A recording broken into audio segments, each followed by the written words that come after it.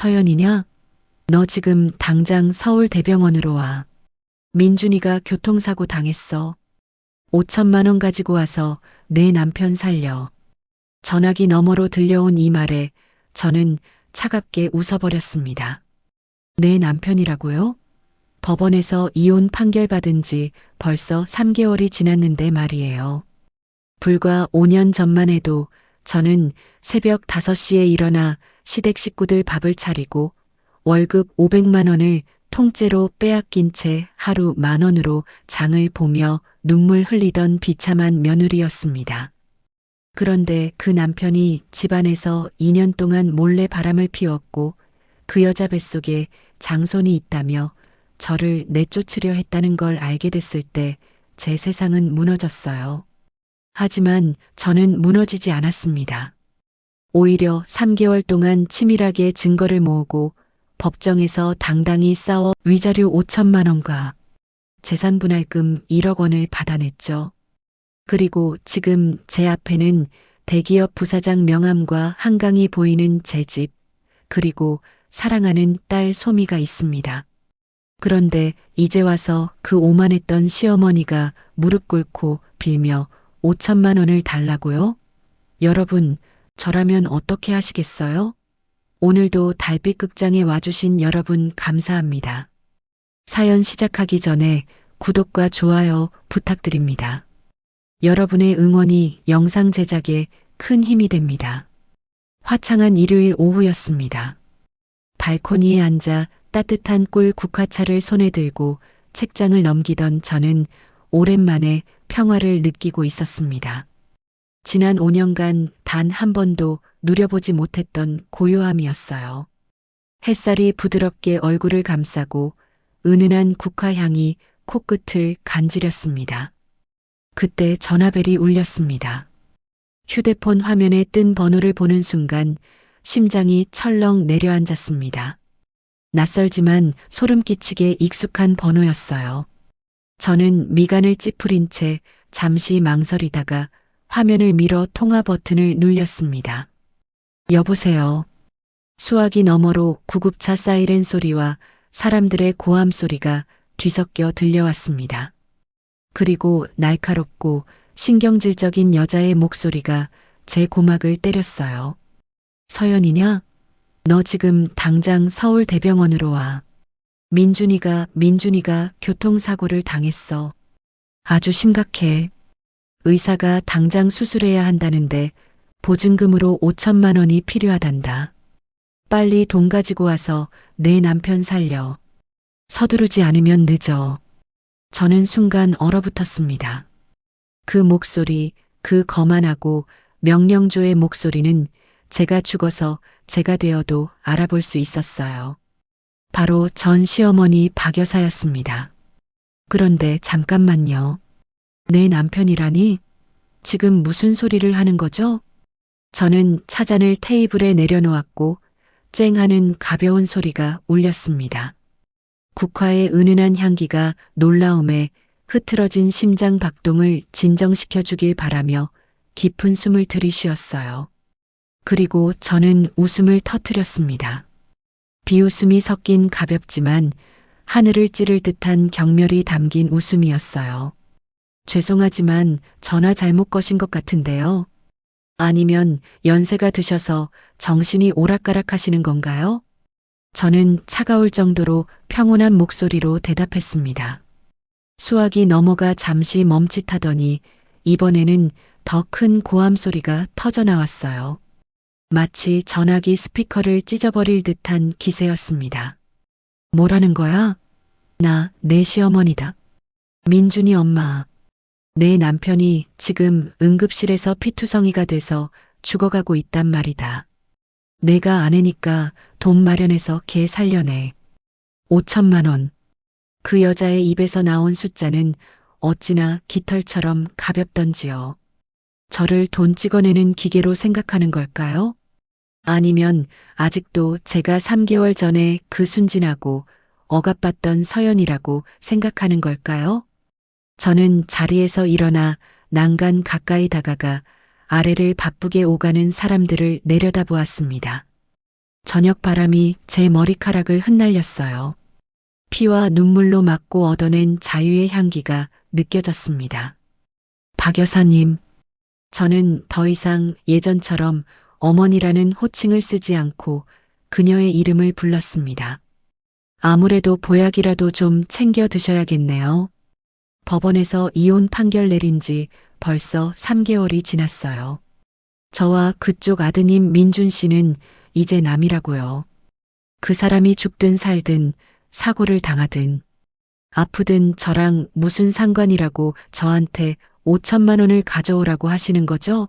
무슨 자격으로요? 당신은 누구신데요? 수화기 너머로 거친 숨소리가 선명하게 들렸습니다. 아마 충격을 받았겠죠. 순종적이던 전 며느리가 감히 대드는 것에 충격을 받았거나 제 냉정함에 충격을 받았거나 혹은 자신의 허황된 권위가 비눗방울처럼 사라졌다는 것을 깨닫고 충격을 받았을 겁니다. 내가 감히 나한테 그따위로 말해? 그래도 몇 년을 한 입을 덮고 산 부부의 정이 있는데 걔는 내 아이야. 내가 매정하게 걔가 죽는 걸 볼 수 있단 말이냐? 이 독한 년 세상에 내 진짜 모습을 다 까발려 버릴 테다. 그녀는 익숙한 협박과 억지의 레퍼토리를 시작했습니다. 저는 웃었어요. 이제는 쓸쓸함이 조금 섞인 웃음이었습니다. 정이요? 감히 저한테 정이라는 두 글자를 입에 올리세요? 비바람 치던 밤에 당신네 모자가 저를 집에서 내쫓을 때 정을 생각하셨나요? 당신 아들이 그 젊은 년 편들겠다고 제 얼굴이 멍투성이가 되도록 때렸을 때 정을 생각하셨나요? 법원에서 이혼 소송할 때 재산 다 빼돌리라고 아들 부추기고 어린 딸 데리고 빈손으로 나가게 만들었을 때 정을 생각하셨나요? 저는 잠시 말을 멈추고 목구멍으로 넘어오는 쓰라린 덩어리를 삼켰습니다. 아물었다고 생각했던 마음의 상처가 그녀의 손톱에 다시 긁혀 피를 흘리는 것 같았어요. 하지만 더 이상 아프지 않았습니다. 그저 우스꽝스러울 뿐이었어요. 박 여사님, 듣자 하니 아드님 곧 재혼 가신다면서요? 그 예쁘고 능력 있는 유미 씨 말이에요. 명문가 집안의 뱃속에는 그토록 귀하게 여기시는 장손까지 품고 있다면서요? 왜 그 여자한테 전화하지 않으세요? 그 여자 돈 많잖아요. 예비 남편 살리라고 돈 가져오라고 하세요. 전 부인한테 전화해서 망신당하지 마시고요. 수화기는 침묵에 잠겼습니다. 그저 거친 숨소리와 병원의 혼란스러운 소음만이 들려왔어요. 급소를 찔렀나 봅니다. 분명 그 대단한 예비 며느리에게 무슨 일이 생겼으니 체면 불구하고 쓰레기처럼 여겼던 저에게 전화를 걸었을 겁니다. 유미, 그 애가. 박 여사의 목소리가 갑자기 힘없이 떨리며 낮아졌습니다. 방금 전에 거만함은 온데간데 없었어요. 그 애가 돈을 전부 가지고 사라졌어. 내가 부탁할게. 제발 이번 한 번만 민준이 좀 살려줘. 내가 이렇게 빌게. 죄송하지만 저는 관세음보살도 아니고 자선은행도 아닙니다. 그 5천만 원은 제 딸 키우는데 쓸 돈이에요. 당신이 한때 쓸모없는 계집애라고 욕했던 바로 그 손녀딸 말입니다. 끊겠습니다. 저는 단호하게 통화 종료 버튼을 눌렀습니다. 화면은 검게 변했고 끊임없이 이어지는 투소리는 저와 그 지옥 같던 가족 사이의 마지막 연결고리를 끊어내는 듯 했어요. 저는 의자에 털썩 주저앉았습니다. 손이 아직 약간 떨렸어요. 두려워서가 아니라 오랫동안 억눌러왔던 분노가 치밀어 올랐기 때문입니다. 그 굳게 닫힌 호문의 대문을 나선 지 불과 3개월, 그들은 제가 어디 허름한 골방에서 죽어갈 거라고 다시 돌아와 무릎 꿇고 애원을 구걸할 거라고 생각했겠죠. 하지만 인생은 예측 불허였습니다. 오늘의 저는 더 이상 어제의 서연이 아니었습니다. 그리고 다른 여자를 쫓아 저를 배신했던 남자. 민주는 이제 그곳에 누워 죽음을 기다리며 바로 그 내연녀에게 버림받았어요. 인과응보, 영적인 단어처럼 들리지만 이 순간 이보다 더 명확하고 잔인하게 현실로 다가오는 말이 있을까요? 저는 차를 한 모금 마셨습니다. 꿀의 단맛과 국화의 쌉싸래한 맛이 혀끝에서 어우러졌어요. 5년 전 제가 박 여사 댁에 며느리로 처음 발을 들였던 날이 떠올랐습니다. 그 시절 저도 가족이라는 두 글자를 순진하게 믿었습니다. 저는 온 마음과 돈, 그리고 청춘을 바쳐 그 가정을 위해 헌신했어요. 그리고 돌아온 것은 무엇이었을까요? 비열한 배신과 뼈속까지 시린 잔인한 계산뿐이었습니다. 여러분, 믿으시겠어요? 월급 500만 원을 버는 제가 시어머니에게 월급 통장을 통째로 빼앗기고 매일 아침 시장 보라고 단돈 10,000원을 받았었다는 사실을요. 남편을 위해 모든 것을 바친 아내가 남편이 바로 그 집안에서 2년 동안 몰래 바람을 피우는 것을 전혀 몰랐다는 사실을요. 그리고 그 파렴치함의 절정은 그들이 내연녀를 먹여 살릴 돈을 마련하기 위해 저를 팔아넘기려 했다는 것입니다. 제 인생 이야기, 눈물로 가득했던 결혼 생활과 가장 문명적인 방식으로 복수하기 위한 저의 눈부신 황골 탈퇴는 이제 막 시작되었습니다. 방금 박 여사가 전화로 한 말은 거대한 빙산의 일각에 불과합니다. 민주는 왜 저런 지경에 이르렀을까요? 내연녀 유미의 정체는 무엇이며 저는 그들의 눈을 뜨게 하기 위해 무엇을 했을까요? 테이블 위의 찻잔은 어느새 식어버렸습니다. 하지만 방금 전 통화의 씁쓸한 뒷맛은 여전히 혀끝에, 아니, 제 기억의 모든 구석구석에 스며들고 있었어요. 저는 눈을 감고 저녁바람에 몸을 맡겼습니다. 시간은 5년 전으로 거슬러 올라갔습니다. 사랑에 대한 믿음과 활기로 가득 찼던 25살에 제가 순백의 웨딩드레스를 입고 기쁘게 박 여사의 집에 들어섰던 그날로 말입니다. 그날 모두들 제가 시집 잘 갔다고 말했습니다. 당시 남편 민주는 학자풍의 온화한 외모를 가졌고 서울 번화가의 번듯한 주택을 가진 집안의 외아들이었어요. 저는 비록 지방 출신이었지만 명문대를 우수한 성적으로 졸업하고 모두가 부러워하는 월급을 받는 마케팅 팀장으로 일하고 있었습니다. 하지만 시댁 식구들 눈에는 여전히 굴러온 돌에 불과했어요. 이불 속에 들어가 봐야 진드기가 있는 줄 안다고 했던가요? 그 번듯한 집은 사실 제 청춘과 자유를 가둬버린 답답한 감옥이었습니다. 신혼 첫날 밤 예물도 다 풀지 않았을 때 박 여사는 저를 거실로 불렀습니다. 용과 봉황이 조각된 자단나무 의자에 앉아 차가운 얼굴로 제 앞에 빼곡하게 적힌 가운 종이를 내밀었어요. 서연아, 내가 우리 집에 며느리로 들어온 건 큰 복이다.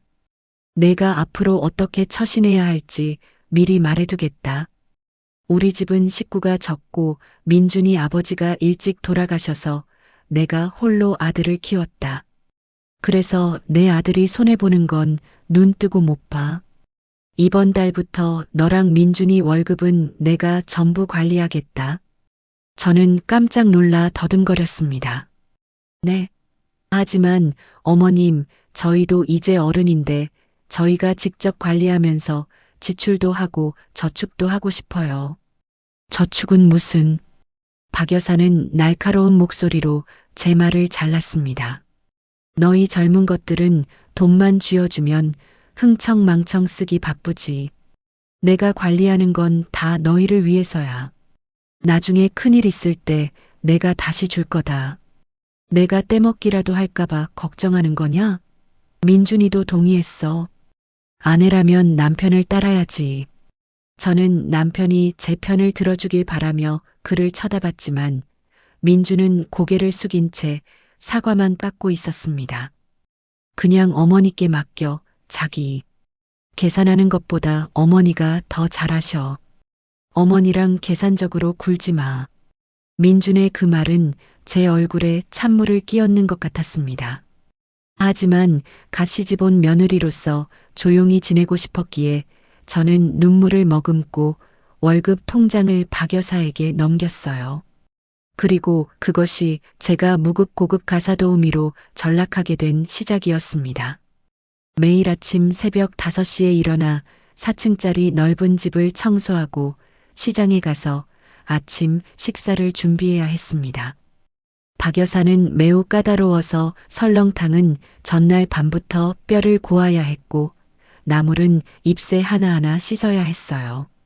그러고 나서 저는 허둥지둥 오토바이를 타고 회사로 달려가 팀장으로서의 압박감 속에서 정신없이 일했습니다. 저녁이 되면 동료들이 스파나 카페에 가자고 할 때 저는 저녁 식사 시간에 맞추기 위해 집으로 달려가야 했어요. 민주는 퇴근하면 소파에 다리를 꼬고 앉아 TV를 보며 밥상이 차려지기만을 기다렸습니다. 박 여사는 운동을 마치고 돌아와 계단에 먼지 하나까지 지적하며 국 기잔에 신 김치 냄새 타박하기 일쑤였어요. 가장 굴욕적인 것은 돈 문제였습니다. 제 월급은 500만 원, 민준의 월급은 250만 원. 모두 박 여사의 금고에 들어갔습니다. 매일 아침 그녀는 제게 정확히 2만 원을 주었어요. 1만 원은 점심값과 교통비, 나머지 1만 원은 세 식구의 저녁 식료품비였습니다. 알아서 잘 맞춰서 써. 쓸데없는데 돈 쓰지 말고. 그녀는 마치 제가 돈을 떼먹기라도 할까봐 제 눈을 뚫어지게 쳐다보며 신신당부했어요. 물가 비싼 서울에서 세 식구 저녁 식사비로 1만 원이라니. 저는 머리를 쥐어뜯고 새벽 시장에 가서 최소한 단돈 1,000원짜리 생선 한 마리를 두고 흥정해야 했습니다. 어떤 날은 남편에게 몸보신용 닭 한 마리 사주고 싶어서 점심을 굶고 물로 배를 채워 그 돈을 메워야 했어요. 한 번은 회사 송년회에서 드레스를 입어야 했습니다. 옷장을 열어보니 대학 시절 입던 낡은 옷들 뿐이었어요. 저는 용기를 내어 박 여사에게 새 드레스를 살 돈 20만 원을 부탁했습니다. 그녀는 마치 제가 은행을 털자고 한 것처럼 저를 쳐다봤어요. 드레스는 무슨, 시집간 여자가 누굴 홀리려고 치장을 해? 아무거나 입으면 되지. 20만 원이면 남들 한 달 식비야. 낭비도 정도 해라. 저는 억울해서 흐느끼며 방으로 달려가 민준에게 하소연했습니다. 민준은 게임을 하다가 아내가 오는 소리에 미간을 찌푸리며 짜증을 냈어요. 드레스 하나 가지고 뭘 그렇게 시끄럽게 굴어? 어머니 말씀이 맞아. 허영 좀 그만 부려. 내가 보기엔 잠옷 입어도 괜찮아 보이는데. 그때 저는 남편이 우유부단할 뿐만 아니라 잔인할 정도로 무심하다는 것을 깨달았습니다. 그는 어머니의 보호에 익숙했고 제 봉사를 당연하게 여겼어요.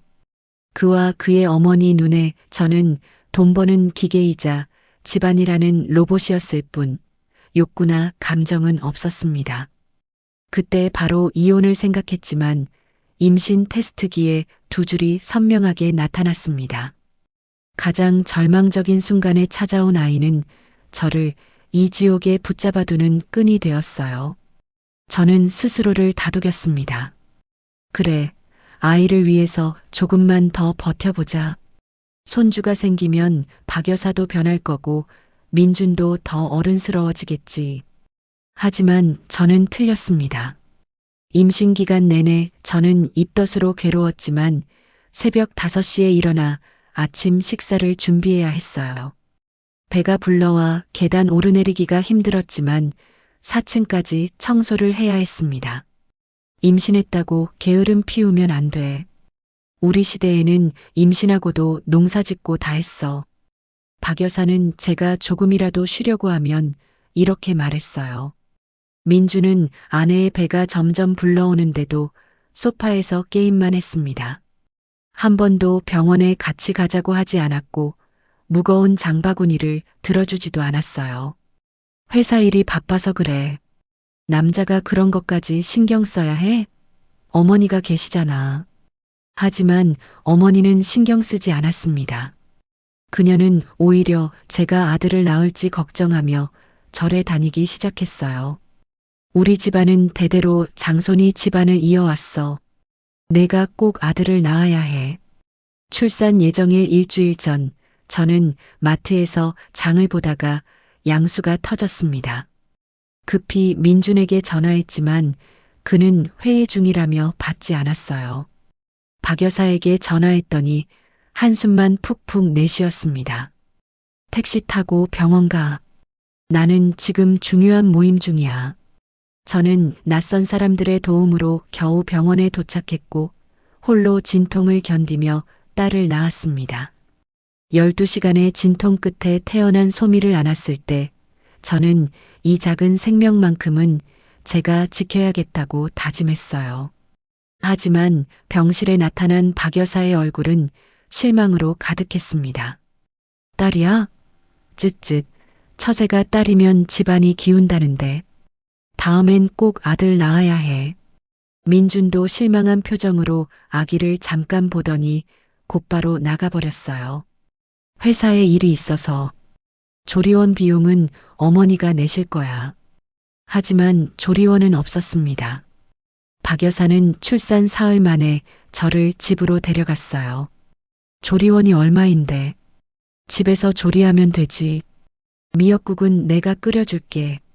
산후조리도 제대로 못한 채 저는 신생아를 돌보며 다시 집안일을 시작해야 했습니다. 밤마다 아기가 울면 민주는 짜증을 내며 방문을 쾅 닫고 나갔어요. 시끄러워서 잠을 못 자겠어. 어떻게 좀 해봐. 박 여사는 손녀에게 관심이 없었습니다. 손자가 아니라는 이유로 소미를 쳐다보지도 않았어요. 그렇게 1년이 흘렀습니다. 저는 지쳐갔고 제 묵묵한 희생은 존중받기는커녕 더욱 당연시되었습니다. 그리고 제 딸 소미가 2돌이 되었을 무렵 민준의 회사 생활에 약간의 변화가 생겼습니다. 그는 과장으로 승진했어요. 월급은 많이 오르지 않았지만 고객 접대나 파트너사 미팅이 잦아졌습니다. 저는 남편의 이상한 변화를 감지하기 시작했습니다. 민주는 외모에 더 신경을 썼고 외출할 때마다 향수를 뿌렸으며 특히 휴대폰은 몸에서 떼어놓지 않았어요. 그는 비밀번호를 새로 설정했고 항상 휴대폰을 뒤집어 놓았으며 한밤중에 발코니에 나가 작은 목소리로 속삭이며 통화하는 일이 잦아졌습니다. 여자의 직감은 불길한 예감을 알렸지만 제가 물어볼 때마다 민주는 손사래를 쳤어요. 의심 좀 그만해. 일 때문에 스트레스 받는데 집에 와서까지 경찰처럼 신문하면 내가 쉴 곳이 어디 있어? 박 여사는 부부 싸움을 보자 아들 편만 들었습니다. 제가 너희 모녀 먹여 살리려고 밖에서 얼마나 고생하는데 철없이 질투나 하고. 질투하는 여자가 제일 멍청한 거야. 저는 또다시 분노를 삼키며 침묵했습니다. 하지만 직감은 거짓말을 하지 않았어요. 곧 제 온 세상이 무너지는 진실과 마주하게 될 것이었습니다.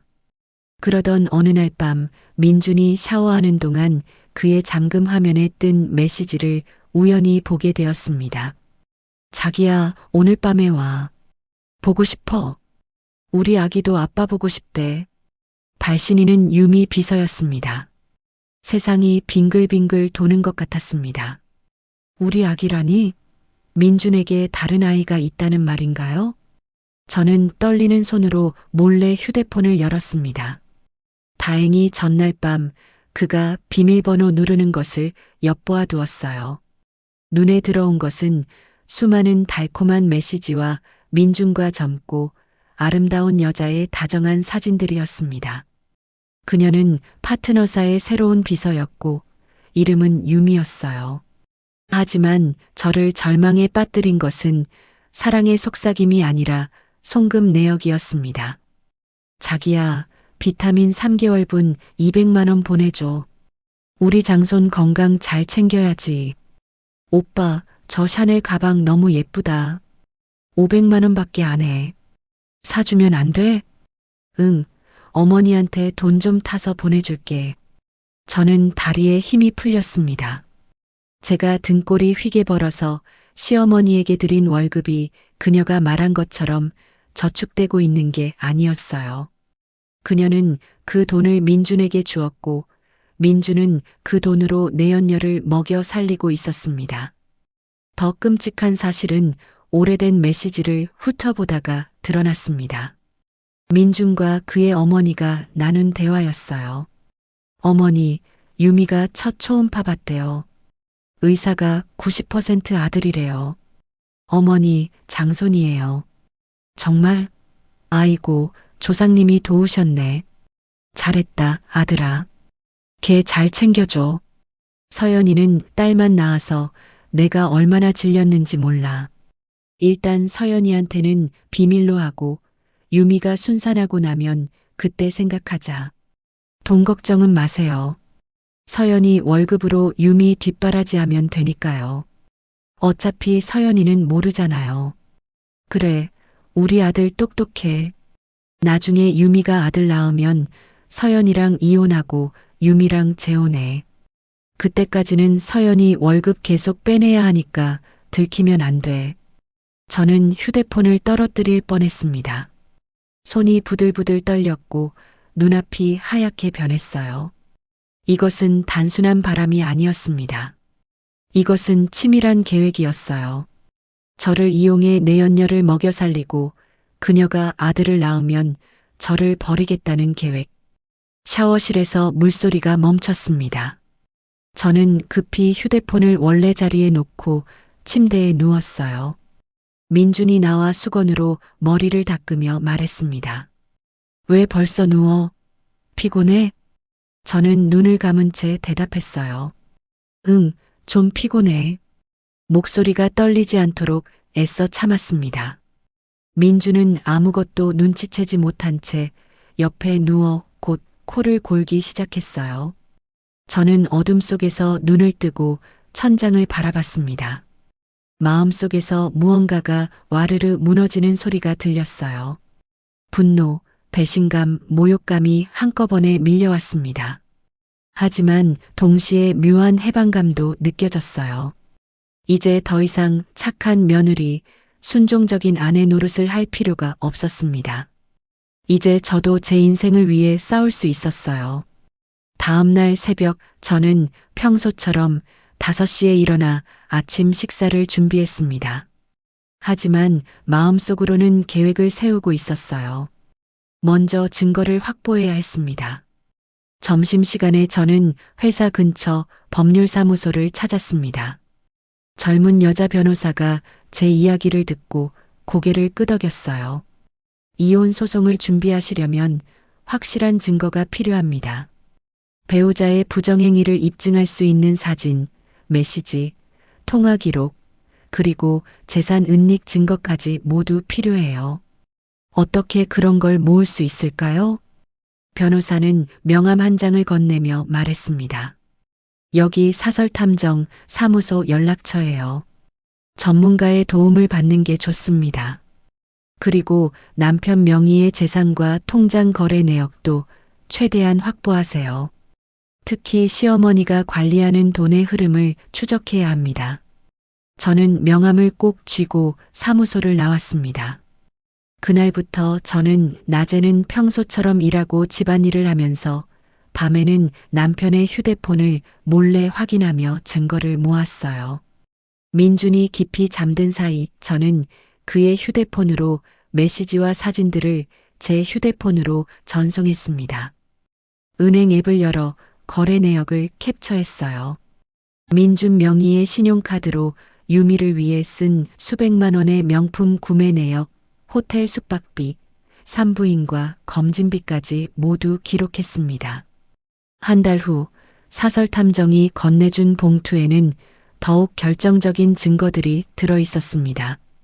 민준과 유미가 함께 산부인과에 가는 사진, 고급 레스토랑에서 다정하게 식사하는 사진, 그리고 유미의 아파트에서 밤을 보내는 민준의 모습까지.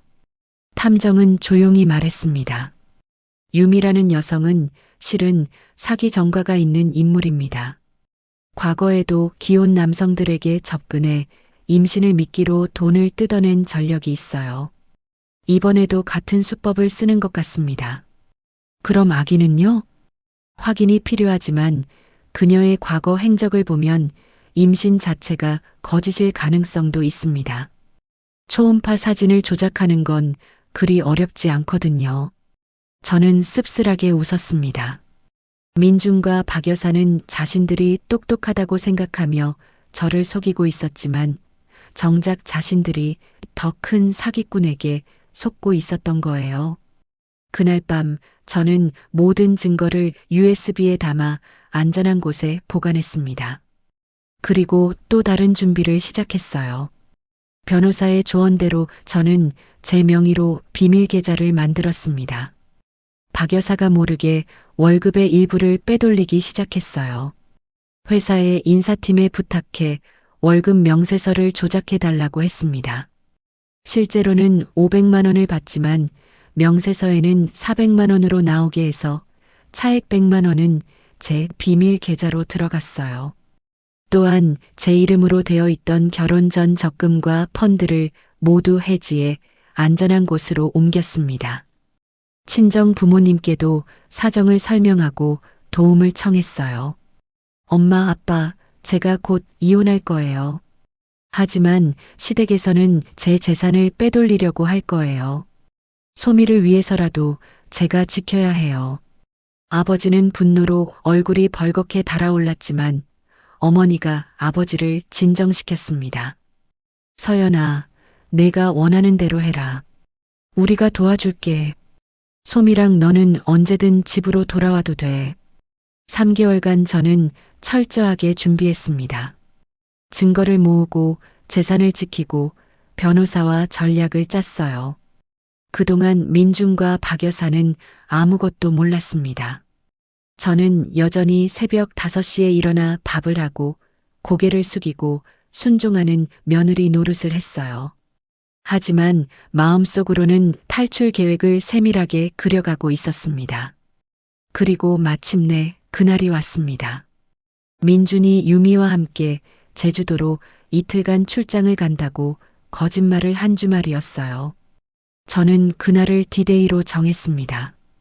토요일 아침 저는 박 여사에게 말했습니다. 어머님, 오늘 소미 데리고 친정에 잠깐 다녀올게요. 어머니가 편찮으셔서요. 박 여사는 시큰둥하게 손을 흔들었어요. 그래, 어서 갔다 와. 저녁 식사 시간에는 꼭 들어와야 해. 하지만 저는 돌아오지 않을 것이었습니다. 소미를 안고 집을 나서는 순간 저는 뒤를 돌아보지 않았어요. 이제 진짜 전쟁이 시작될 것이었습니다. 월요일 오전 10시 저는 변호사 사무실에 앉아 있었습니다. 이혼 소송을 정식으로 접수하겠습니다. 위자료와 양육권, 재산 분할 모두 청구할 거예요. 변호사는 제가 준비해온 증거 뭉치를 꼼꼼히 살펴보더니 고개를 끄덕였습니다. 증거가 아주 탄탄하네요. 배우자의 부정행위가 명백하고 특히 시어머니와 공모에 재산을 은닉하려 한 정황까지 있으니 승소 가능성이 높습니다. 다만 상대 측이 거세게 저항할 겁니다. 저는 준비되어 있어요. 그날 오후 민준의 휴대폰에 법원의 이혼 소장 접수 통지가 날아갔습니다. 제주도에서 유미와 다정한 시간을 보내던 민준은 화들짝 놀라 전화를 걸어왔어요. 서연아, 이게 무슨 짓이야? 지금 당장 집으로 돌아와. 우리 얘기 좀 하자. 저는 차분하게 대답했습니다. 할 얘기는 법정에서 하죠. 앞으로 연락은 제 변호사를 통해 주세요. 야, 너 미쳤어? 내가 뭘 잘못했다고 이혼을 해? 너 지금 소미 생각은 해? 애 아빠 없이 어떻게 키울 건데? 소미한테는 아빠가 없는 게 나빠요. 바람 피우고 거짓말하는 아빠를 보며 잘하는 것보다요. 저는 전화를 끊었습니다. 손은 떨렸지만 마음은 확고했어요. 그날 저녁 박 여사에게서 전화가 왔습니다. 목소리는 분노로 떨리고 있었어요. 이 배은망덕한 년아, 내가 감히 우리 집안을 무너뜨리려고 해? 당장 소송 취하 안 하면 너 죽는 줄 알아. 내 직장에도 소문내고 내 부모한테도 찾아갈 거야. 어머님, 아니 박 여사님. 협박은 범죄예요. 그런 말씀하시면 녹음해서 법정에 제출하겠습니다. 그리고 제 월급으로 유미를 먹여 살린 것도 횡령죄로 고소할 수 있어요. 뭐라고? 제가 3개월 동안 모든 증거를 다 모았어요. 민준 씨와 유미의 불륜 증거, 제 돈으로 유미한테 명품 사준 신용카드 내역, 어머님이 민준 씨한테 제 월급을 빼돌린 통장 거래 내역까지요. 법정에서 뵙겠습니다. 저는 또다시 전화를 끊었습니다. 이번에는 손도 떨리지 않았어요. 이틀 후 민준과 박 여사는 급히 변호사를 선임했습니다. 그들의 전략은 예상대로였어요. 저를 나쁜 엄마, 나쁜 며느리로 만들려는 것이었습니다. 민준 측 변호사가 제출한 답변서에는 황당한 내용이 가득했습니다. 원고 서연은 가정을 돌보지 않고 직장일에만 몰두했으며 시어머니를 학대하고 딸의 양육을 방치했습니다. 피고 민준은 외로움을 이기지 못해 일시적으로 실수를 했을 뿐이며 진심으로 반성하고 있습니다. 저는 허탈하게 웃었습니다. 새벽 5시에 일어나 밥을 하고 청소하고 빨래하고 아이를 돌보며 직장까지 다녔던 저를 가정을 돌보지 않았다고요? 변호사는 제 어깨를 토닥이며 말했습니다. 걱정 마세요. 우리한테 증거가 있잖아요. 진실은 밝혀질 겁니다. 첫 번째 조정 기일이 잡혔습니다. 법원 조정실에서 민준과 박 여사를 마주했을 때 그들의 모습은 초라했어요. 민준은 수척해져 있었고 박 여사는 화장으로도 가리지 못할 깊은 주름이 새겨져 있었습니다. 조정위원이 말했습니다. 양측 모두 이혼 자체에는 동의하시나요? 민준이 고개를 떨궜습니다. 저는 이혼하고 싶지 않습니다. 다시 한번 기회를 주십시오. 피고는 이미 다른 여성과 불륜 관계를 맺고 있지 않습니까? 조정위원의 날카로운 질문에 민준은 대답하지 못했어요. 그건 오해입니다. 단순한 업무상 관계였고 제 변호사가 서류 뭉치를 꺼냈습니다. 여기 피고가 유미라는 여성에게 보낸 사랑 고백 메시지, 함께 찍은 사진, 그리고 피고 명의 신용카드로 유미를 위해 지출한 명세서가 있습니다. 총액이 3천만 원이 넘습니다. 이것이 단순한 업무상 관계입니까? 박 여사가 벌떡 일어나 소리쳤어요. 그건 다 조작이야. 내가 우리를 함정에 빠뜨리려고 만든 거지. 조용히 하십시오. 여기는 법원입니다. 조정위원의 엄중한 경고에 박 여사는 다시 앉았지만 여전히 저를 향해 도끼 어린 눈빛을 보냈어요. 조정은 결렬되었습니다. 결국 재판으로 가게 되었어요. 그 사이 더 충격적인 사실이 드러났습니다. 사설탐정이 추가 조사 결과를 가져왔어요. 유미라는 여성, 실제로는 임신하지 않았습니다. 초음파 사진은 인터넷에서 다운로드한 가짜였고요. 그녀는 민준 씨 외에도 다른 2명의 기혼 남성에게도 같은 수법으로 접근했습니다. 전문 사기꾼이에요. 저는 순간 어이가 없었습니다. 민준과 박 여사는 장손을 얻는다는 환상에 빠져 사기꾼에게 속은 거였어요. 제 돈 3천만 원이 고스란히 사기꾼의 주머니로 들어간 겁니다. 이 증거도 법정에 제출할까요? 네, 당연하죠. 피고 측이 제 재산을 횡령해 사기꾼을 먹여 살렸다는 것까지 입증해야 해요. 재판 당일 법정은 긴장감으로 가득했습니다. 판사가 입장하고 재판이 시작되었어요. 제 변호사는 차분하지만 단호하게 증거를 제시했습니다. 민준의 불륜 증거, 재산 은닉 증거, 박 여사의 횡령 증거까지 하나하나 제출되었어요. 특히 결정타는 유미가 사기꾼이라는 증거였습니다. 판사의 표정이 굳어졌어요. 피고는 이 사실을 알고 있었습니까? 민주는 창백하게 질려 떨리는 목소리로 대답했습니다. 아, 아닙니다. 저도 몰랐습니다. 유미가 저를 속인 겁니다. 그렇다면 피고는 원고의 재산으로 사기꾼을 후원한 셈이군요. 더욱 악질적입니다. 민준 측 변호사는 제가 가정을 돌보지 않았다는 주장을 폈지만 제 변호사는 제가 매일 새벽 5시에 일어나 가사노동을 하면서도 팀장으로 일한 기록을 제시했어요. 회사 동료들의 증언도 있었습니다. 서연 씨는 항상 정시에 퇴근해서 집으로 달려갔습니다. 회식도 거의 참석하지 않았고요. 가정을 최우선으로 생각하는 직원이었습니다. 박 여사는 증인석에 서서도 여전히 거만했어요. 며느리가 시어머니를 공경하는 건 당연한 거 아닙니까? 제가 월급을 관리한 건 젊은 부부를 위한 거였어요. 제 변호사가 통장 거래 내역을 제시했습니다. 그렇다면 왜 원고의 월급 500만 원 중 매달 300만 원 이상이 피고 민준에게 송금되었고 그 돈이 다시 유미에게 흘러갔습니까? 이것이 며느리를 위한 겁니까? 박 여사는 말문이 막혔어요. 얼굴이 붉어졌다가 하얗게 질렸습니다. 재판은 3차례 더 진행되었습니다. 매번 저는 침착하게 증언했고 민준과 박 여사는 점점 궁지에 몰렸어요. 마지막 변론에서 민준은 갑자기 무릎을 꿇었습니다. 서연아, 미안해. 내가 정말 잘못했어. 다시 한 번만 기회를 줘. 제발. 하지만 저는 고개를 돌렸습니다. 그의 사과는 진심이 아니라 재산을 지키기 위한 마지막 발악이었어요.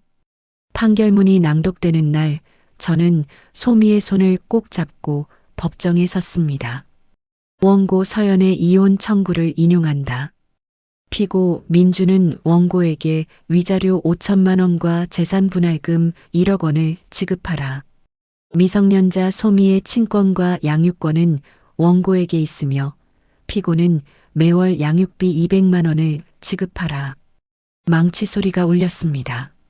저는 마침내 자유를 얻었습니다. 박 여사는 법정 밖에서 주저앉아 울부짖었지만 저는 뒤돌아보지 않고 소미의 손을 잡고 법원을 나섰어요.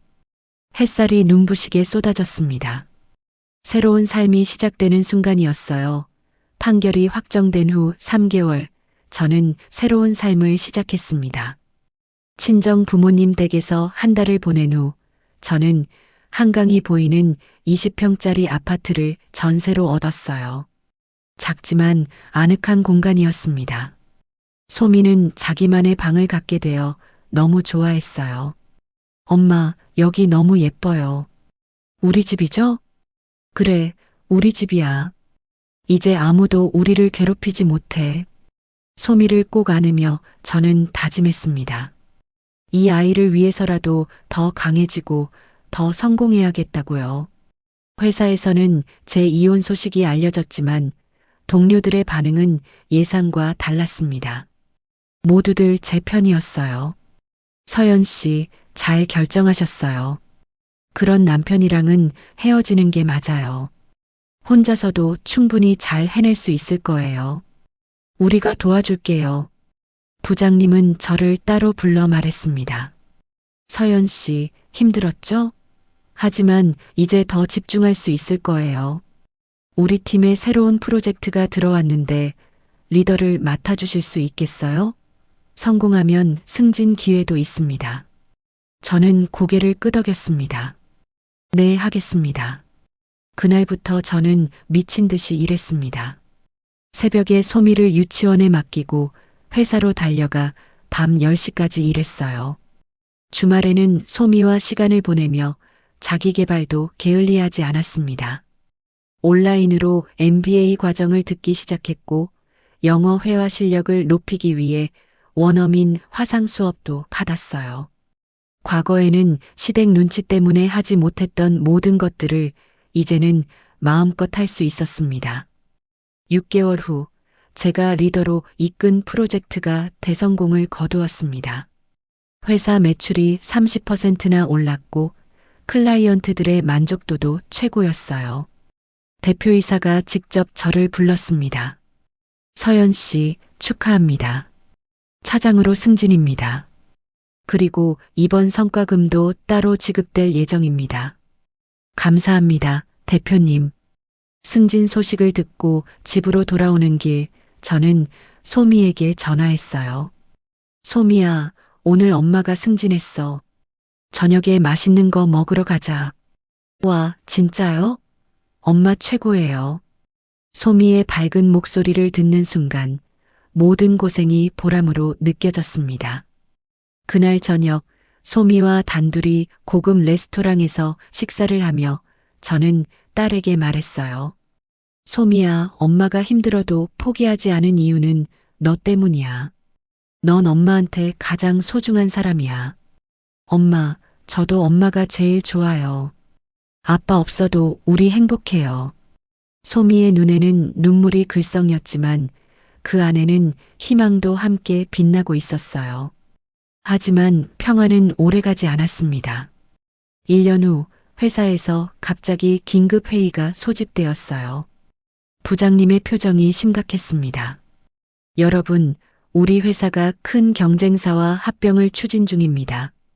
아직 확정은 아니지만 합병이 되면 구조조정이 있을 수 있습니다. 제 가슴이 철렁 내려앉았습니다. 이제 겨우 안정을 찾았는데 다시 위기가 찾아온 거예요. 그날 밤 저는 잠을 이루지 못했습니다. 만약 회사를 떠나야 한다면 소미는 어떻게 키우죠? 전세금은요? 생활비는요? 하지만 다음 날 아침 거울을 보며 저는 스스로에게 말했습니다. 서연아, 너는 이미 지옥을 이겨냈어.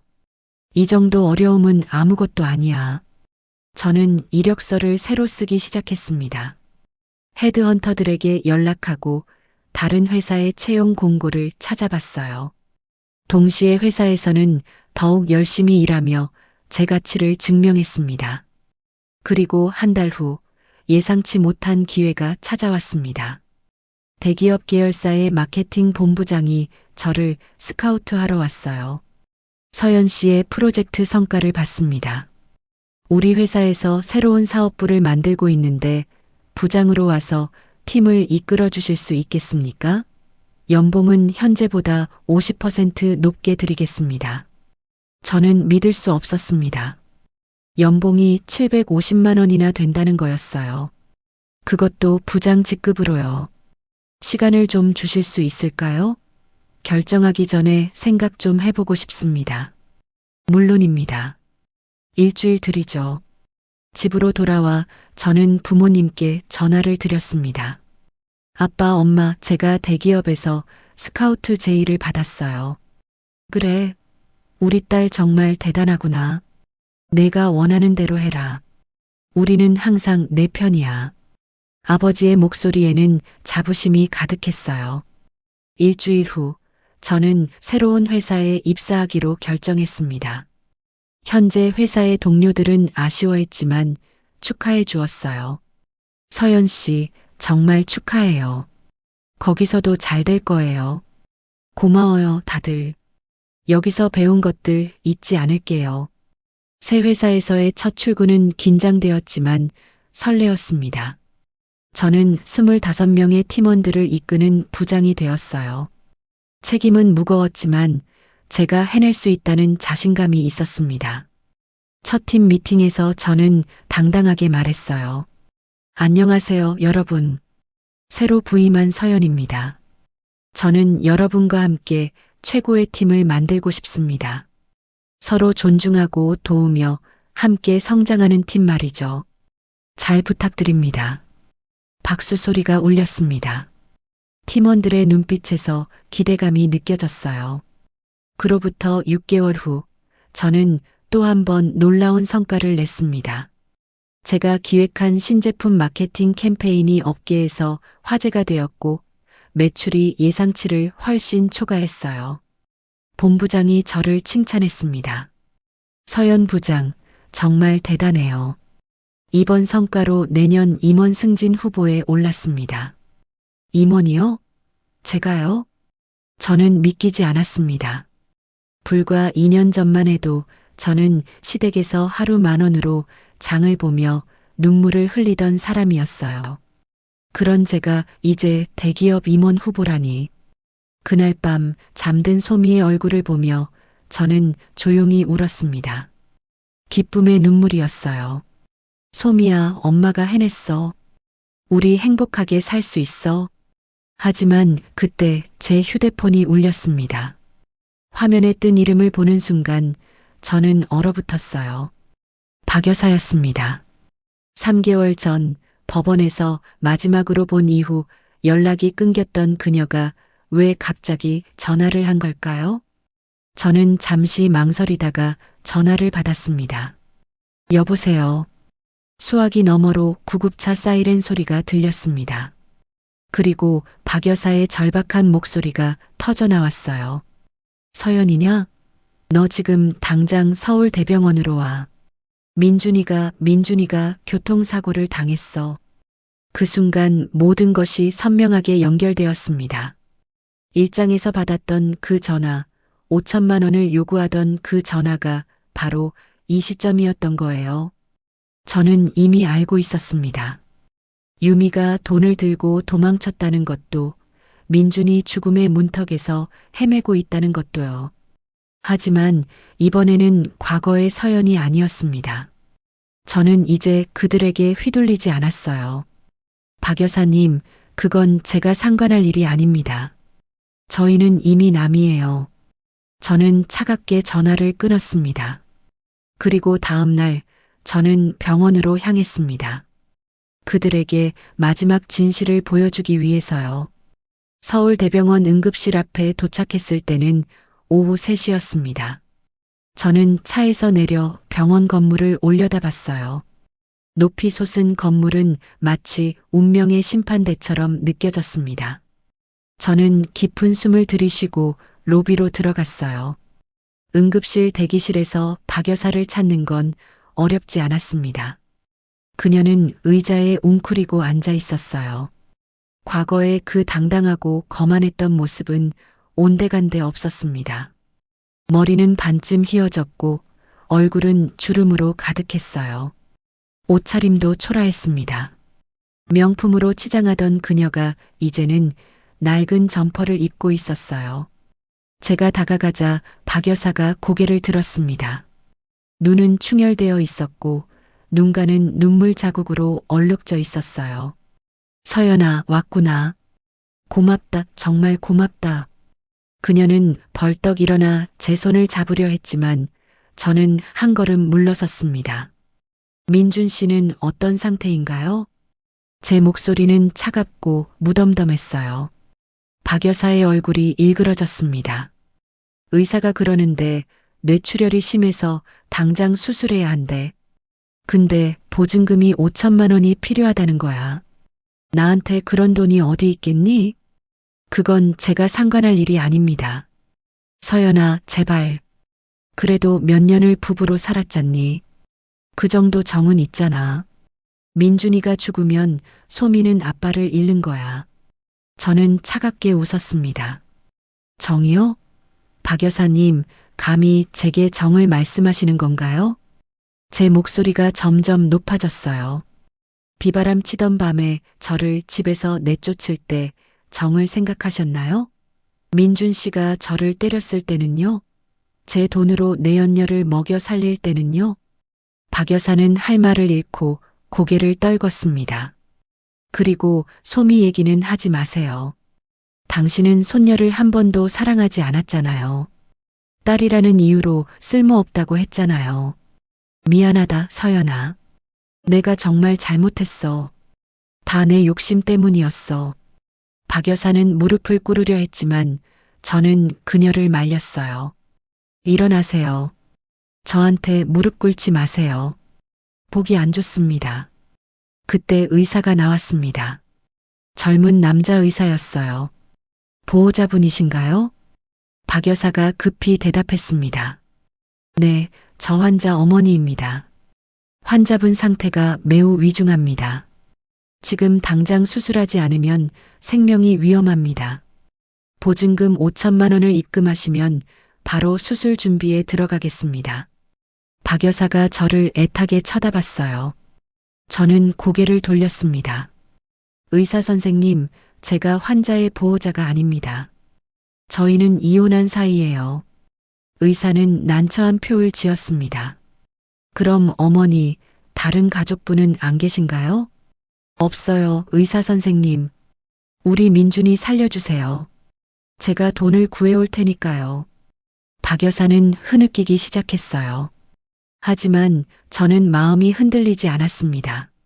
박 여사님, 그 큰 집은 어떻게 됐나요? 4층짜리 저택 말이에요. 박 여사는 고개를 숙였습니다. 팔았어. 빚 갚느라고. 빚이요? 유미 그 여자가 돈 다 가지고 도망갔잖아. 그 돈이 다 빌린 돈이었어. 사채였어. 집 팔아서 겨우 빚을 갚았어. 저는 순간 말문이 막혔습니다. 그들의 탐욕이 결국 자신들을 파멸시킨 거예요. 그럼 지금은 어디 사세요? 반지하 월세방이야. 한 달에 40만 원짜리. 과거에 저를 무시하고 깔보던 그 여자가 이제는 반지하에 살고 있다니. 인생의 아이러니였습니다. 저는 가방에서 봉투 하나를 꺼냈어요. 그 안에는 1,000만 원이 들어 있었습니다. 이거 받으세요. 박 여사의 눈이 커졌습니다. 이게 뭐니? 1,000만 원입니다. 이걸로 급한 불이라도 끄세요. 하지만 이게 전부예요. 5천만 원은 드릴 수 없습니다. 서연아, 제발. 1,000만 원으로는 수술을 못해. 5천만 원만 빌려줘. 나중에 꼭 갚을게. 저는 고개를 저었습니다. 안 됩니다. 그 돈은 소미의 미래를 위한 돈이에요. 당신이 한때 쓸모없다고 무시했던 바로 그 손녀의 미래요. 박 여사는 바닥에 주저앉아 울기 시작했어요. 하지만 저는 냉정함을 유지했습니다. 박 여사님, 제가 왜 여기 왔는지 아세요? 응?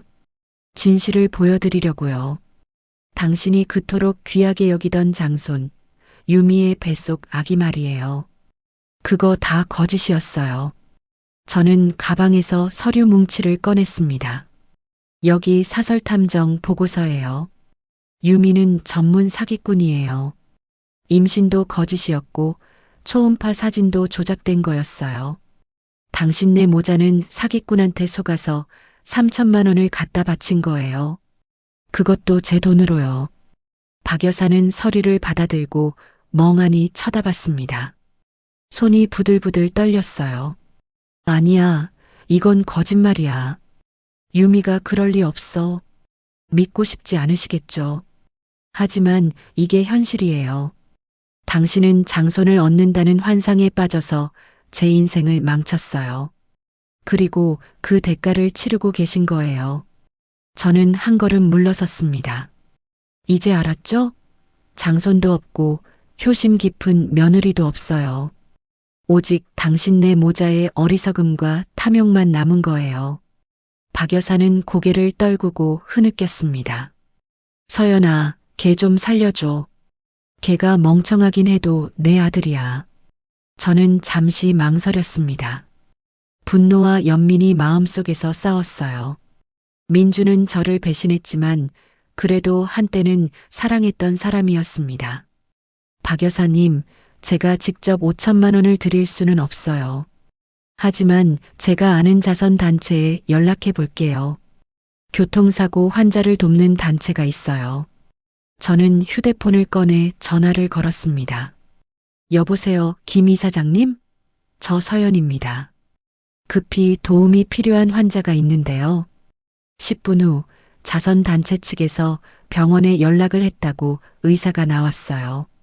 보호자분, 자선단체에서 3천만 원을 지원해 주신다고 합니다. 나머지는 어떻게 하시겠습니까?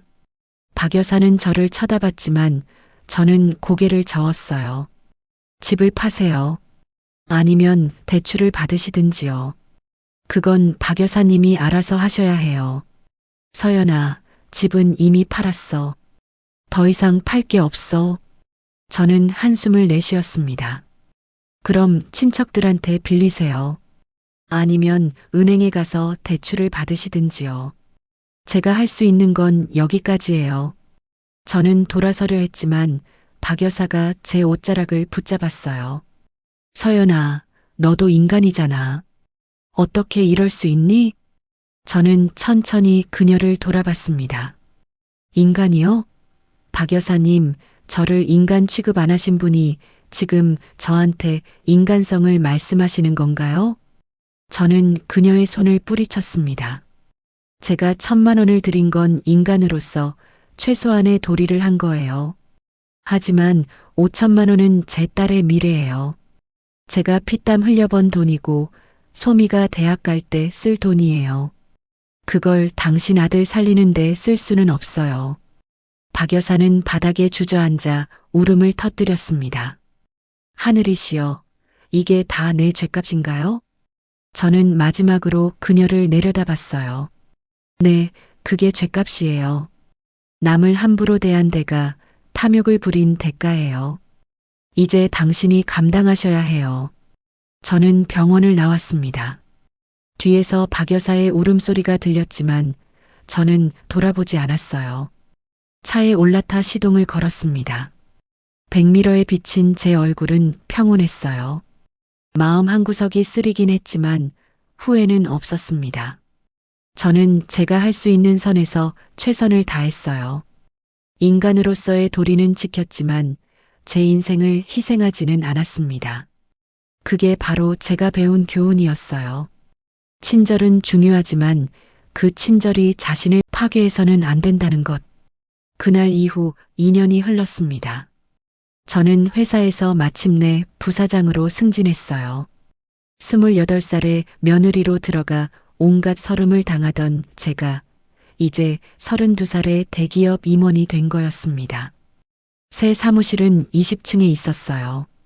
창밖으로 한강이 시원하게 내려다 보였습니다. 책상 위에는 부사장 박서연이라고 적힌 명패가 반짝이고 있었어요. 엄마, 축하해요. 우리 엄마 최고예요. 소미가 사무실로 찾아와 꽃다발을 안겨줬습니다. 이제 7살이 된 소미는 초등학교 1학년이 되어 국제학교에 다니고 있었어요. 고마워, 소미야. 엄마가 이렇게 된 건 다 너 덕분이야. 엄마는 혼자서도 잘하셨을 거예요. 엄마는 슈퍼우먼이잖아요. 소미를 안으며 저는 눈물이 났습니다. 기쁨의 눈물이었어요. 퇴근 후 저는 소미와 함께 새로 이사한 아파트로 돌아갔습니다. 한강변의 35평짜리 아파트였어요. 전세가 아니라 제 이름으로 된 완전한 제 집이었습니다. 소미야, 오늘 저녁 뭐 먹고 싶어? 엄마가 해주는 음식이면 다 좋아요. 저는 부엌에서 소미가 좋아하는 카레를 만들었어요. 과거에는 시어머니 눈치를 보며 새벽 5시에 일어나 밥을 해야 했지만 이제는 제가 원하는 시간에 원하는 음식을 만들 수 있었습니다. 식탁에 앉아 소미와 둘이서 저녁을 먹는 시간은 하루 중 가장 행복한 순간이었어요. 엄마, 내일 학교에서 가족 그림 그리기 숙제가 있어요. 그래. 누구 그릴 거야? 엄마랑 저랑, 그리고 할머니, 할아버지요. 우리 가족이잖아요. 소미의 밝은 미소를 보며 저는 안도했습니다. 아이는 아빠 없이도 건강하게 자라고 있었어요. 주말 오후 저는 부모님 댁을 방문했습니다. 부모님은 제가 드린 돈으로 작은 카페를 운영하고 계셨어요. 서연아, 요즘 회사는 어때? 아버지가 물었습니다. 좋아요, 아빠. 팀원들도 잘 따라주고 성과도 좋고요. 우리 딸 정말 대견하다. 그 힘든 시간을 이겨내고 여기까지 왔잖니. 어머니가 제 손을 꼭 잡았어요. 엄마, 다 부모님 덕분이에요. 그때 제가 집에 돌아왔을 때 받아주셔서 감사해요. 무슨 소리야? 우리가 너희 모녀를 안 받아주면 누가 받아주겠니? 카페를 나서는 길에 어머니가 조심스럽게 물었습니다. 서연아, 혹시 민준이 소식 들었니? 저는 고개를 저었어요. 아니요. 왜요? 아니야, 그냥 궁금해서. 어머니는 더 이상 말하지 않았지만 저는 뭔가 숨기는 게 있다는 걸 느꼈어요. 며칠 후 회사에서 점심을 먹으러 나가던 중이었습니다. 번화가 사거리에서 신호를 기다리는데 길 건너편 인도에 낯익은 광경이 보였어요. 낡은 휠체어에 앉은 남자와 그 옆에서 죽을 떠먹이려 애쓰는 노파였습니다. 저는 순간 숨이 멎는 것 같았어요. 설마 하는 마음에 가까이 다가갔습니다. 그들은 박 여사와 민준이었어요. 민준은 2년 전에 교통사고에서 살아났지만 그 대가는 참혹했습니다. 뇌손상 후유증으로 반신불수가 되었고 말도 제대로 못하는 상태였어요. 침은 계속 흘렀고 눈빛은 초점을 잃고 허공을 헤맸습니다. 박 여사는 더욱 늙어 있었어요. 머리는 완전히 휘어졌고 등은 굽었으며 손은 마디마디 부어 있었습니다. 먹어, 아가. 한 숟가락만 더 먹자. 엄마가 부탁할게. 박 여사는 목이 쉰 소리로 울며 달랬습니다. 하지만 민주는 고개를 돌리며 죽그릇을 쳐냈어요. 뜨거운 죽이 두 모자의 옷 위로 튀었습니다. 아이고, 또 이러니? 제발 좀 먹어야지. 박 여사는 흐느끼며 아들의 옷에 묻은 죽을 손으로 닦아냈습니다. 그녀의 손은 부들부들 떨리고 있었어요. 저는 몇 걸음 떨어진 곳에 서서 그 광경을 바라봤습니다. 가슴 한편이 먹먹해졌지만 동시에 이것이 그들이 선택한 길의 결과라는 것도 알았어요. 민주는 수술을 받았지만 너무 늦게 받는 바람에 심각한 후유증이 남았습니다. 박 여사는 결국 친척들에게 돈을 빌려 나머지 수술비를 마련했지만 그 빚을 갚느라 모든 것을 잃었어요. 4층짜리 집도 명품 가방도 거만한 자존심도 모두 사라졌습니다. 이제 그녀에게 남은 건 반지하 월세방과 장애인이 된 아들뿐이었어요. 하늘이시여, 왜 제 인생은 이리도 고달픈가요? 박 여사는 하늘을 향해 울부짖었습니다. 차라리 그때 죽어버렸으면 속 편했을 텐데. 유미야, 이년아, 내가 우리 모자를 다 죽였어. 민준도 그 자리에 앉아 의미 없는 소리를 내며 눈물을 흘렸어요. 망가진 잠재의식 깊은 곳에서 그는 여전히 고통과 후회를 느끼고 있는지도 몰랐습니다. 하지만 그는 말할 수도 움직여서 죄를 씻을 수도 없었어요. 그는 자신의 몸이라는 감옥에 갇혀 늙은 어머니가 자신 때문에 매일 고통받는 것을 지켜봐야만 했습니다. 그것이야말로 죽음보다 더 끔찍한 형벌이었어요. 신호등이 초록불로 바뀌었습니다. 사람들이 분주히 길을 건넜지만 저는 그 자리에 서 있었어요. 박 여사가 고개를 들었습니다. 그녀의 시선이 제가 타고 온 고급 승용차에 닿았어요. 검은 유리창 너머로 저를 보지는 못했겠지만 그녀는 자신이 그토록 갈망했던 부유함을 보고 있었습니다. 그녀의 눈에는 선망과 후회, 그리고 절망이 어렸어요. 저는 차로 다가갔습니다. 잠시 망설였지만 결국 차 문을 열지 않았어요. 그들에게 다가가 동정을 베풀 생각도 모욕을 줄 생각도 없었습니다. 제 침묵과 제 떠남이야말로 가장 명확한 대답이었어요. 우리는 이제 서로 다른 세상에 속해 있었습니다. 저는 차에 올라타 시동을 걸었습니다. 백미러로 그들의 모습이 점점 작아지는 것을 봤어요. 가슴 한편이 무거웠지만 저는 앞만 보고 운전했습니다. 제가 선택한 길을 후회하지 않았어요.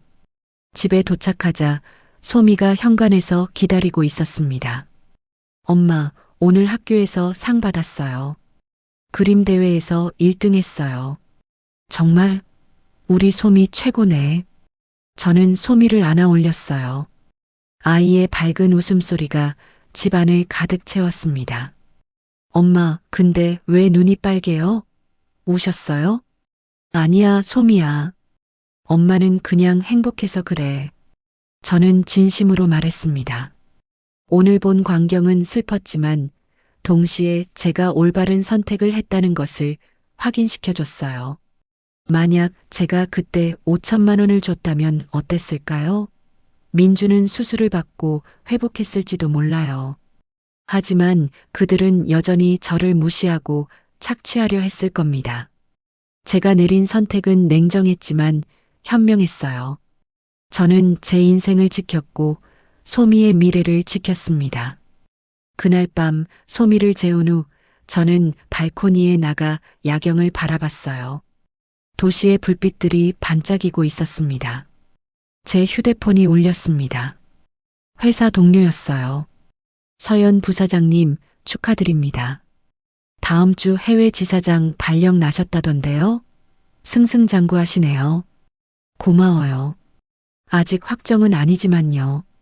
전화를 끊고 저는 다시 야경을 바라봤습니다. 해외 지사장, 새로운 기회였어요.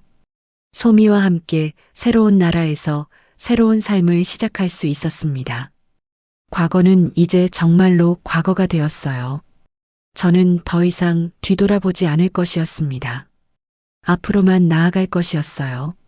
소미와 함께 당당하게 행복하게 6개월 후 저는 싱가포르 지사장으로 발령받았습니다.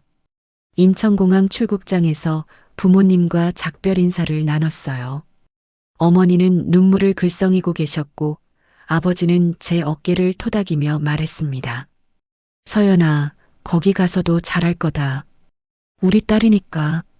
네, 아빠. 자주 연락드릴게요. 건강 챙기세요. 소미는 할머니, 할아버지를 꼭 안았어요. 할머니, 할아버지, 방학 때 한국 올게요. 보고 싶을 거예요. 그래, 우리 손녀. 공부 열심히 하고. 탑승구를 지나며 저는 뒤를 돌아봤습니다. 부모님이 손을 흔들고 계셨어요. 저는 깊은 숨을 들이쉬고 앞으로 걸어갔습니다. 새로운 시작이었어요. 싱가포르에서의 생활은 바빴지만 충실했습니다. 지사를 이끌며 저는 매일 새로운 도전에 부딪혔지만 그때마다 과거의 경험이 힘이 되었어요. 어려움을 이겨낸 사람은 더 강해진다는 말이 맞았습니다. 소미는 국제학교에 적응하며 친구들을 사귀었어요. 영어도 유창해졌고 자신감도 넘쳤습니다. 엄마, 오늘 학교에서 발표대회 1등 했어요. 선생님이 제가 발음이 제일 좋대요. 정말? 우리 소미 대단한데? 엄마 닮아서 그래요. 엄마가 제일 멋있거든요. 소미를 안으며 저는 행복했습니다. 이 아이를 위해 내린 모든 선택이 옳았다는 것을 확신했어요. 어느 토요일 오후 저는 소미와 함께 마리나베이 산책로를 걷고 있었습니다. 햇살이 따뜻했고 바람은 상쾌했어요. 엄마, 저기 봐요. 저 아저씨랑 아줌마 행복해 보여요. 소미가 가리킨 곳에는 손을 잡고 걷는 중년 부부가 있었습니다. 그들은 서로를 바라보며 미소 짓고 있었어요. 그러네, 소미야. 엄마도 저런 사람 만나면 좋겠어요. 엄마한테 잘해주는 아저씨요. 저는 소미의 머리를 쓰다듬었습니다. 엄마는 지금도 충분히 행복해. 소미가 있으니까. 그래도 엄마도 사랑받을 자격 있어요. 엄마는 세상에서 제일 좋은 사람이잖아요. 아이의 순수한 마음이 제 가슴을 따뜻하게 했어요. 사실 지난 6개월간 몇 명의 남자들이 저에게 관심을 보였습니다. 회사 파트너사 대표도 있었고 소미 학교 학부모도 있었어요. 모두 괜찮은 사람들이었습니다. 하지만 저는 아직 준비가 안 됐어요. 과거의 상처가 완전히 아물지 않았고 누군가를 다시 믿는다는 게 두려웠습니다. 소미야, 엄마는 천천히 생각해 볼게. 급하지 않아. 네, 엄마. 저는 엄마가 행복하기만 하면 돼요. 그날 저녁 소미를 재우고 저는 발코니에 나가 야경을 바라봤어요. 싱가포르의 화려한 불빛들이 눈부시게 빛나고 있었습니다. 휴대폰에 메시지가 왔어요. 회사 본부장이었습니다. 서연 부사장님, 축하합니다. 이번 분기 실적이 목표 대비 150% 달성했습니다. 본사에서도 매우 만족하고 있습니다. 저는 미소를 지었습니다. 노력은 배신하지 않았어요. 그때 또 다른 메시지가 왔습니다. 낯선 번호였어요. 서연 씨, 저 김 변호사입니다. 혹시 시간 되실 때 연락 주시겠습니까? 박 여사님 관련해서 전할 말씀이 있습니다. 제 손이 잠시 멈췄습니다. 박 여사요? 무슨 일일까요? 다음 날 저는 변호사에게 전화를 걸었습니다. 여보세요, 김 변호사님. 무슨 일이신가요? 아, 서연 씨. 연락 주셔서 감사합니다. 박 여사님이 돌아가셨습니다. 저는 숨이 멎는 것 같았어요. 언제요? 일주일 전입니다. 심장마비였다고 합니다. 홀로 아드님을 돌보시다가 쓰러지셨대요. 민준 씨는요? 정부 복지시설에 입소했습니다. 이제 보호자가 없으니까요. 변호사는 잠시 침묵하다가 말을 이었어요. 박 여사님이 돌아가시기 전에 편지를 남기셨습니다. 서연 씨한테 전해달라고요. 주소 알려주시면 보내드리겠습니다. 저는 주소를 알려줬습니다. 전화를 끊고 저는 한참을 멍하니 앉아 있었어요. 박 여사가 돌아가셨다니. 한때 저를 그토록 괴롭혔던 사람이 이제 세상에 없다니. 복잡한 감정이 밀려왔습니다. 분노도 있었고 안타까움도 있었어요. 하지만 무엇보다 허무함이 컸습니다. 일주일 후 편지가 도착했어요. 낡은 봉투에는 떨리는 글씨로 제 이름이 적혀 있었습니다. 저는 조심스럽게 봉투를 열었어요. 서연에게 이 편지를 쓰는 지금 내 손은 너무 떨려서 글씨도 제대로 쓰기 힘들구나. 아마 이게 내가 쓰는 마지막 편지가 될 것 같아. 서연아, 미안하다. 정말 미안하다. 내가 너한테 한 짓들을 생각하면 용서를 구할 자격도 없다는 걸 안다. 하지만 그래도 이 말은 꼭 하고 싶었어. 나는 평생 잘못된 가치관으로 살았다. 장손이 중요하고 며느리는 도구이고 돈과 체면이 전부라고 믿었지. 그 욕심이 결국 내 아들을 망쳤고 너를 잃게 만들었고 나 자신도 파멸시켰어. 내가 병원에 왔을 때 내게 보여준 진실, 그게 가장 아팠다. 유미가 사기꾼이었다는 것, 우리가 허상을 쫓다가 모든 걸 잃었다는 것. 그 순간 나는 내 인생이 얼마나 어리석었는지 깨달았어. 서연아, 너는 옳았어. 내가 우리를 떠난 건 당연한 일이었고, 내가 5천만 원을 주지 않은 것도 현명한 선택이었어. 만약 내가 그때 우리를 살렸다면 우리는 여전히 너를 이용하려 했을 거야. 지금 나는 반지하 방에서 혼자 민준이를 돌보며 산다. 하루하루가 지옥 같지만 이게 내가 치러야 할 대가라는 걸 안다. 소미에게도 미안하다고 전해줘. 할머니가 손녀를 사랑하지 못해서 정말 미안하다고. 소미는 좋은 엄마를 만나서 행복하게 살 거라고 믿는다. 서연아, 부디 행복하게 살아라. 너는 그럴 자격이 있어. 과거에 얽매이지 말고 사랑하는 사람들과 함께 웃으며 살아가길 바란다. 다시 한번 정말 미안하다. 박정희 올림. 편지를 다 읽고 저는 눈물을 흘렸습니다. 분노의 눈물도 기쁨의 눈물도 아니었어요. 그저 한 인생의 비극을 애도하는 눈물이었습니다. 박 여사는 너무 늦게 깨달았어요. 진정으로 소중한 것이 무엇인지, 사람을 어떻게 대해야 하는지를요. 저는 편지를 접어 서랍에 넣었습니다. 그리고 창밖을 바라봤어요.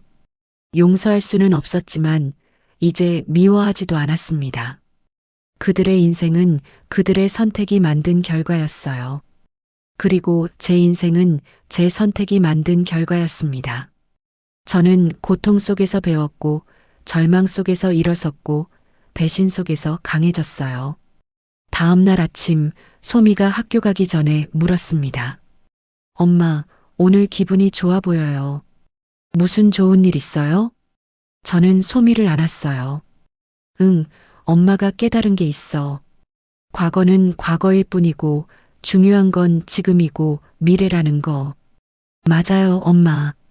우리 미래는 반짝반짝 빛날 거예요. 소미를 학교에 데려다 주고 회사로 가는 길, 저는 라디오를 켰어요. 경쾌한 음악이 흘러나왔습니다. 저는 창밖의 햇살을 보며 미소 지었어요. 인생은 공평합니다. 뿌린 대로 거두고 노력한 만큼 얻고 사랑한 만큼 받아요. 저는 이제 진정으로 자유로웠습니다. 과거의 그림자에서 벗어나 밝은 미래를 향해 걸어가고 있었어요. 소미와 함께 당당하게 행복하게. 이것이 제 이야기의 끝이자 새로운 시작이었습니다. 오늘의 이야기가 당신의 마음에 작은 울림을 드렸다면 앞으로도 당신의 나날에 잔잔한 위로가 될 이야기로 찾아뵐 수 있도록 구독과 좋아요를 눌러주세요. 그리고 사연의 주인공을 위한 따뜻한 말씀도 댓글로 부탁드립니다. 당신의 오늘도 응원합니다. 달빛극장이었습니다.